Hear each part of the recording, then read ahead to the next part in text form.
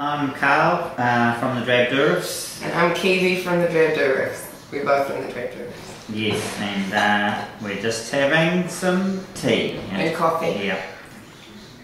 The Drab Doo Riffs got together, I guess I started concocting a bunch of the songs when I was living in England, and even concocted the band name when I was living in England.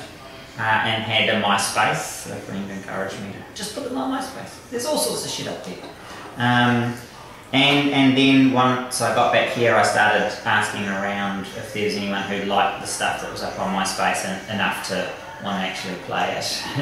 And Marcus, I had known the bass player for many years, sort of on and off. And I think Lucy, I'd worked with the Vietnam War. And Lucy was the guitarist at the time in the Vietnam War, and she was awesome, and I asked her if she knew any guitarists, and she said yes, herself, she would do it, and that was awesome.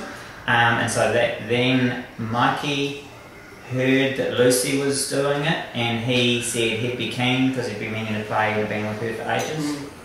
And then the final frontier was Caoimhe, who I guess I just asked. Yeah, we just asked at that wedding. Oh, whose wedding was that? Kate's wedding. And then the next day you were like, you were quite drunk, do you remember me asking you to be in the band? And I was like, yeah, oh, right. Okay. Awesome. Yeah, and so then there were 5, you know. Yeah, and we were just really lucky. I mean, I felt like, yeah, very lucky with this bunch of people. It's very nice. Yeah, a bunch of weirdos. How did we record the EP? Slowly. Slowly. We used a digital 8-track and just sort of took it around with us. So it just looks like a mixing desk, but it has a recording button. And yeah, we took it around different practice spaces and recorded drums at one practice space and then more drums at another, and just sort of layered it up. And yeah, and I've got a bit of a setup at home, and we did, I think, vocals at my house. Yeah, did vocals and BVs at your... We did some... we recorded Broke It Up somewhere else. Oh yeah, we did Broke It Up at Beaver Studios. That was really fun. And yeah, with Jonathan Campbell engineering. He's great. Yeah, he's Speedy Gonzalez. He doesn't like being called baby though, at least not by men, I discovered. But yeah, so that's how we did it. And then I usually mix it at home, and I like mixing the Drab Doo Riffs because when I'm doing any mixing for other people, I have to sort of make it professional and good quality. And with the Drab Doo Riffs, I can just sort of throw out all the rule books and everything and just make it sound as wild as hell and have fun. So yeah. And this is the end result of what we made. The Drab Doo Riffs. Postcards from Uranus. Artwork by MF Joyce. That's me. That's Caoimhe drinking a beer at the Kitty Daisy and Lewis support. Yeah, Marcus does the artwork. There's Uranus postcards. And here is Spockstein. Spock with his Bo Diddley guitar like the Duchess played, and a very Tintin looking Voyage to Space type suit. I will also point out that's a Tintin-like craft there, and that is an original Simon Says game that they're playing there. And there's Spock writing a postcard, and on the back, there's Karl. Oh yeah, that's me riding the Enterprise to Uranus, chasing some postcards, trying to round them up. Yeah. And the barcode, there's a barcode on this one which caused us great, excitement and agitation, because it has to have a barcode to be in shops because we're actually governed by robots, and they can't read this sort of thing. They need one of these. That's what robots read, and we have a share in the world too, we discovered.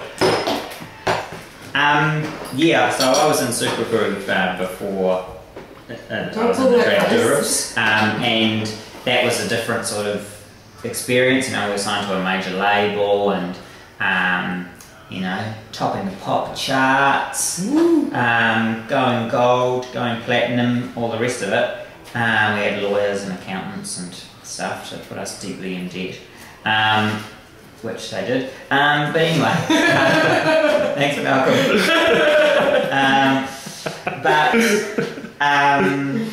Yeah, then what happened is the Drab Doo Riffs is totally different in that respect. We're kind of a very much more small alternative kind of band. We're not a top of the pop charts band so far, at least.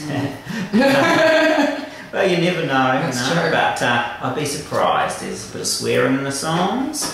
They're a bit raucous. They are raucous. They're not heavily retuned and all that sort of stuff that people are going for these days. But really, I guess my favourite time of Supergroove was in the early days when we were doing all the things ourselves, together with our manager Stuart Gorton, putting the shows on ourselves and yeah, making the product ourselves and stuff. And as it got sort of a bit more humongous, it got a whole lot less fun at the same time. More people got involved because there was the potential for making money, and so companies got involved, and so it just took a lot of the fun out of it for me until I eventually just walked away from it.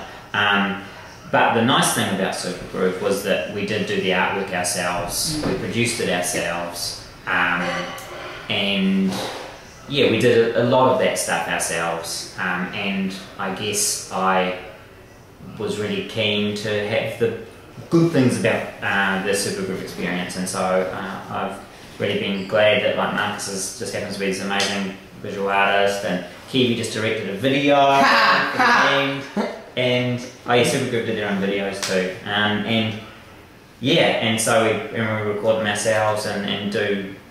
Matthew Corley helps manage us, but we do a lot of the sort of posting things off, and you know, all that stuff ourselves too, just to keep it sort of fun, to keep that ownership of it. What do you think? I think it's nice to, you know, because the thing that is scared, because this is the first band I've been in, I'm in another band now technically, but this was the first one, and it always scared me, this idea that you would get in a band and then decide on the image of the band and then have to create something which represents the band with your music and with the artwork and stuff, you know, that you pick the style and then someone else would say, okay, we're going to have a music video of you in an alleyway or something, and it's kind of takes it away from it. But the thing I like about the Drab Doo Riffs is that it feels like what we're doing is a representation of the 5 characters in the band. Yeah, we just do stuff and it's what we do. Yeah, yeah, it's not coming backwards. It's not we're trying to do something that looks like this. It looks like this because it's what we're doing. Yeah, yeah. Probably didn't make any sense. But no, I concur with that statement. Yeah. Having finished our tea and cake, we'll delicious. Leave your computer now. That's the EP, Postcards From Uranus. Thank you. Thanks. With the Drab Doo Riffs, some of them.